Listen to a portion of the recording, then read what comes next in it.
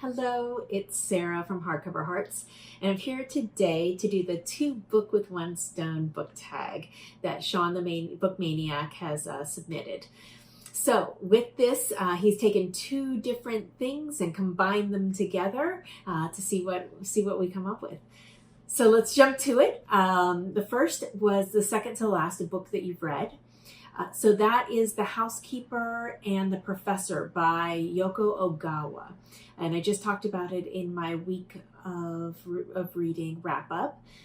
And so I'll link that below in the show notes. The next one is the second from the top of your TBR.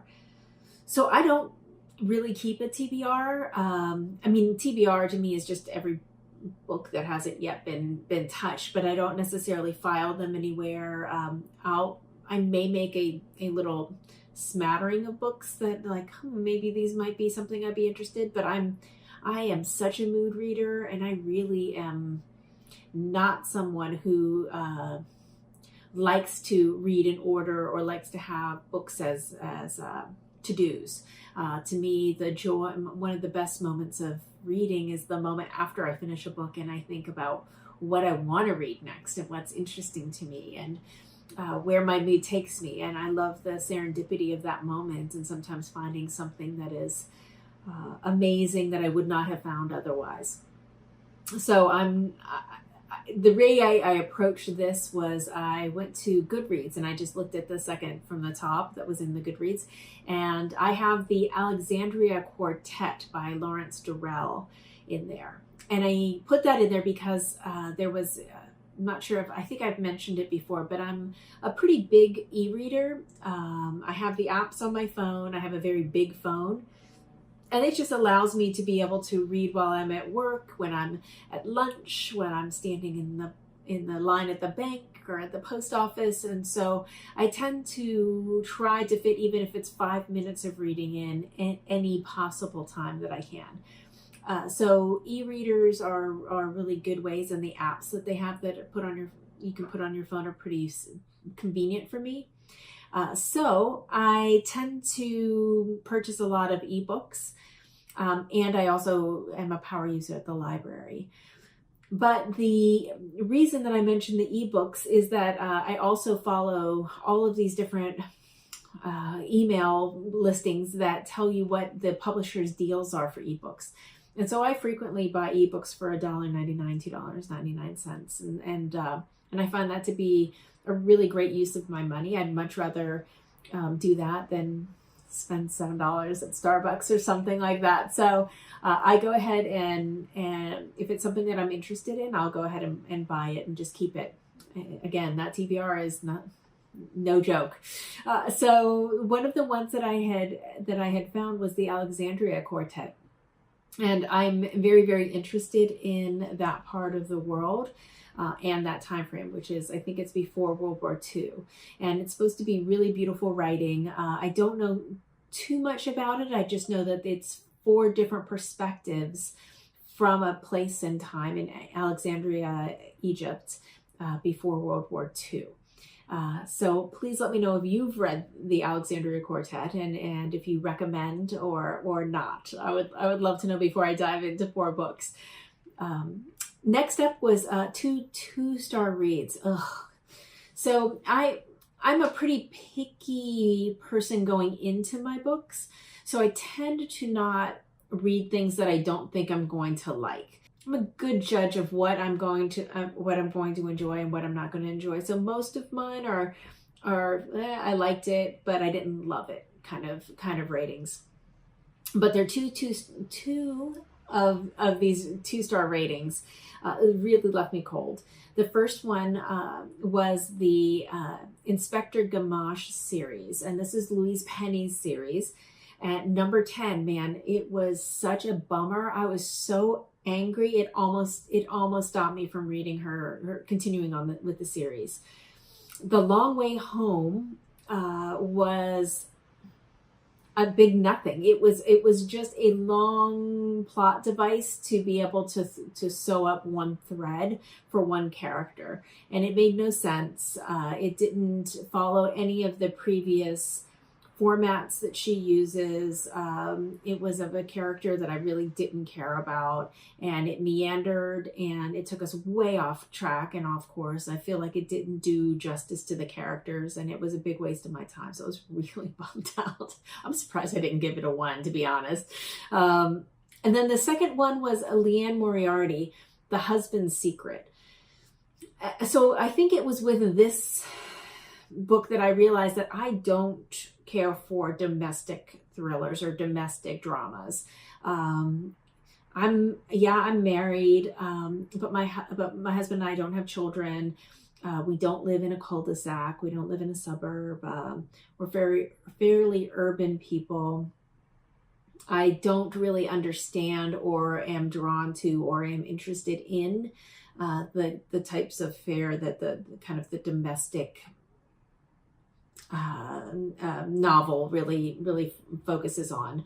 PTAs and parents and school kids and all of that kind of stuff. I don't understand it, and it's not really anything I like to spend my time with. So The Husband's Secret just left me cold. I figured it out really quickly and wasn't compelled by it, and decided that I'm good. However, I will say that I loved Big Little Lies, the TV show. I thought that was really, really, really well done. The cast was spectacular. The soundtrack's amazing. And so, well done with that, but not anything I want to read. Next was 2 great works from the same author. So I picked these. So I have many, many books I could have picked of the same author of different books, but I picked these because they're very, very different, and I think it shows the range. And no, it's not Ishiguro, who I usually when I talk about range of an author. That's Kazuo Ishiguro is usually who I talk about, but I decided to do something a little different today. So I have pulled out from my Book of the Month Club books, John Boyne and the Heart's Invisible Furies. This book is so funny and so lovely and tender, and it's a life story, a journey of one man who his place in the world has always been precarious, and how he kind of traverses the world and love and relationships. And I just love this book, love it. Heart's Invisible Furies. And then he just released a new book this last year, A Ladder to the Sky. Oh, this was so different. I couldn't believe it. This is, if you are looking for a thriller with the worst characters you've ever met in your life, this is it. This was so good and juicy, and it's a real twist and satire almost on novelists and where they get their ideas and how they play off each other. And this was just so much fun. The main character in this one is, he is a despicable person, but I couldn't turn my eyes away. So this is A Ladder to the Sky by John Boyne. Next up, Two Bales. So I will bail with a quickness. Maybe that's why I don't have that many 2 stars, is because if I'm not feeling it, there is not enough time in the world that I'm ever going to read all the books that I want to read. And that, in fact, was my first existential crisis, was when I finally realized that. And I read a tremendous amount, I think, as most booktubers do as well. So I just don't. I'll give it a little time. And I have two types of bails. One is kind of, hey, I'll put this aside. I think this might have some merit. It could just be me at this point at this stage. And then the second one is absolutely not coming back to this is not for me. So the first one I'm going to talk about is that second category, where absolutely not coming back to this. This is dead to me. And it was such a disappointment. I was so upset. Marlon James, Black Leopard, Red Wolf was a complete disaster for me. The violence, the misogyny, the terror, the voice, everything. It was all over the place. I thought it was a hot mess. I didn't get that far into it and thought, no, absolutely, I'm not going to do it. Now, what's interesting is a lot of those similar factors occurred in A Brief History of Seven Killings, which I loved. But there was a political undercurrent there of things that were happening in Jamaica at the time. In The Brief History of Seven Killings, it's the story of multi-layered story of Bob Marley, the assassination attempt on Bob Marley. But there's so much more that's happening around the story. So that was compelling and that was interesting, and I wanted to know where that was going. This was absolutely the complete opposite. So dumped that with a quickness. The next one, I thought I was going to put it down and come back to it later, but I've been absolutely disinterested in going back to it. And it makes no sense because it should be right up my alley. And that is The Female Persuasion by Meg Wolitzer. I really liked The Wife. I thought The Wife was incredibly astute and well done. And I think I've liked some other books of hers. I think she did The Interestings, which I thought was a nice book, and I enjoyed it. But this just didn't capture me. There just wasn't enough there to make this compelling. And it's really interesting because I do a lot of work at my job with mentorship and specifically with women in tech. And so the idea that something about mentorship and an older woman mentoring a younger woman seems like it would have been perfect, and just didn't do it for me. So that was a bummer. Next up is two favorites from this year. And this is easy because I just read them and they're still fresh in my head, but they are absolutely astounding books, and I can see them lasting the course of the year. And I read Milkman. I've been reading a lot of not just the Man Booker short list from last year, but then also the Women's Prize. And so this appears in both. And I found this to be outstanding. I did a review video of it, and so I'll link that below. And then the other one that everybody's talking about, me included, Women Talking by Miriam Toews. You're going to see me talk about this all the time.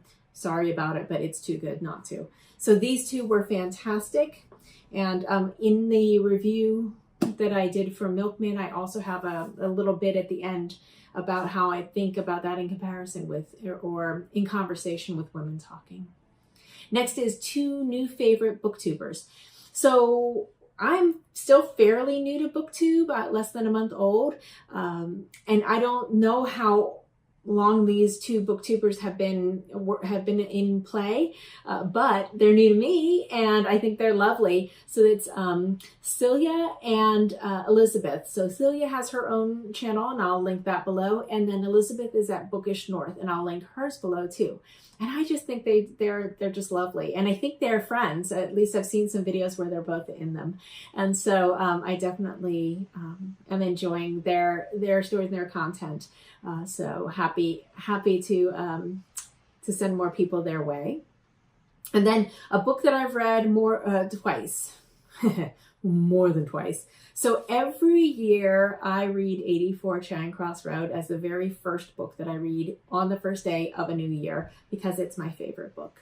And this is not a novel, it's a memoir, and it's a book lover's book. It is out of print. You have to kind of hunt for it, which I think is part of the charm.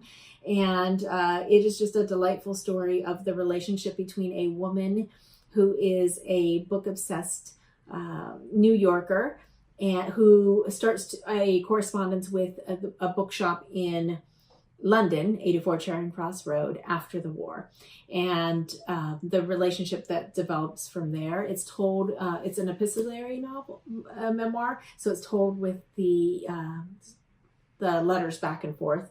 It's a delight. I laugh and cry every single year at the exact same places, and couldn't love it more. And I'm not a big rereader, so very rarely will I do that, except for that book.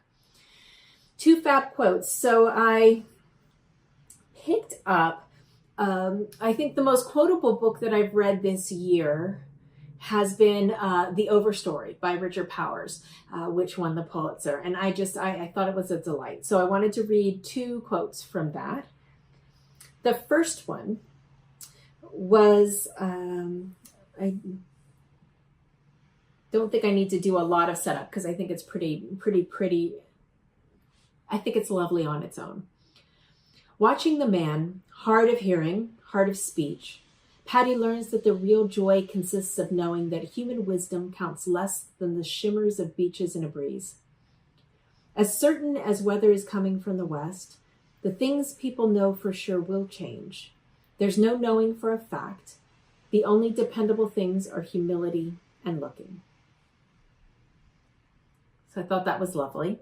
And then the second one, I will set this one up. Patricia, who is one of my favorite characters I've read in many, many years, is teaching a class. And she is a botanist and very, very brilliant woman. Too many zeros. Their eyes glaze over. She must shepherd them back over that ultra-fine line between numbness and awe. Quote, billions of years ago, a single fluke self-copying cell learned how to turn a barren ball of poison gas and volcanic slag into this peopled garden. And everything you hope, fear, and love became possible, end quote. They think she's nuts, and that's fine with her. She's content to post a memory forward into their distant futures, futures that will depend on the inscrutable generosity of green things. Late at night, she's too tired from teaching and research to work more. She reads her beloved Muir, 1,000-mile walk to the Gulf, and My First Summer in the Sierra floats her soul up to her room ceiling and spins it like a Sufi. She writes her favorite lines in the inside covers of her field notebooks and peeks at them when the department politics and the cruelty of frightened humans get her down. The words withstand the full brutality of the day. We all travel the Milky Way together, trees and men. In every walk with nature, one receives far more than he seeks. The clearest way into the universe is through a forest wilderness. So good. So good. And then tag 2 booktubers, or a number divisible by 2 is the last prompt. And so I'm going to tag Tia of Tia in the Books. And then I'm also going to tag someone I've just started following who I think is doing a great job, and that is Layovers and Literature, and I'll include both of them below. So that's it. Thank you, Sean, for including me, and I'm looking forward to seeing what other people do with this tag. All right, thanks for now. Bye.